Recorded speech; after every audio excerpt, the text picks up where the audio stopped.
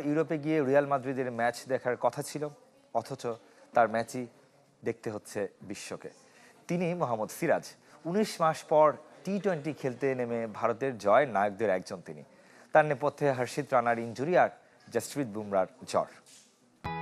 দল যখন বিশ্বকাপ প্রস্তুতিতে ব্যস্ত, মোহাম্মদ সিরাজ তখন পরিকল্পনা করছিলেন ইউরোপ সফরের। হায়দ্রাবাদে বন্ধুদের বলেছিলেন। এর মধ্যে হঠাৎ ভারত দলের ট্রেনার আদ্রিয়ান লের ফোন, বললেন বিরক্ত না হতে। ঠিক কী কারণে এমন কথা তা বুঝে না উঠতেই অধিনায়ক সূর্যকুমার ফোন দিয়ে বললেন জাতীয় দলের জন্য প্রস্তুত থাকতে। প্রথমে তা বিশ্বাসই করেননি ভারতীয় পেসার। হঠাৎ সূর্যকুমার কল দিয়ে বলল জাতীয় দলের জন্য ব্যাগ গোছাতে। আমি বললাম রসিকতা করো না। তখন সে বলল সত্যি বলছি, তুমি প্রস্তুত হও। এটা বলেই কল কেটে দিল। এরপরই নির্বাচক প্রজ্ঞান ওঝার কল পেয়ে আমি চমকে গেলাম। ভারতীয় টি-20 স্কোয়াডে জায়গা হারিয়েছেন ২০ মাস আগে, তাই বিশ্বকাপ দলে না থাকায় অবাক হননি। বরং জার্মানি হয়ে স্পেন গিয়ে প্রিয় ক্লাব রিয়াল মাদ্রিদের ম্যাচ দেখার পরিকল্পনা ছিল সিরাজের। কিন্তু মাত্র ২৪ ঘন্টার ব্যবধানে পাল্টে যায় পরিকল্পনা।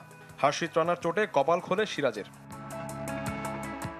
হায়দ্রাবাদ থেকে জার্মানির বদলে মুম্বাইয়ের বিমান ধরেন তিনি। প্রথম ম্যাচে একাদশে থাকারও কথা ছিল না। জসপ্রীত বুমরার জ্বর সুযোগ এনে দেয়।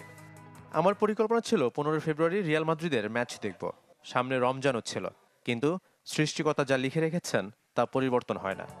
দলের জয়ের অন্যতম নায়ক এই পেসার। যুক্তরাষ্ট্রের ৩ উইকেট নিয়ে ভারতীয়দের মধ্যে সেরা বোলিং ফিগার সিরাজের।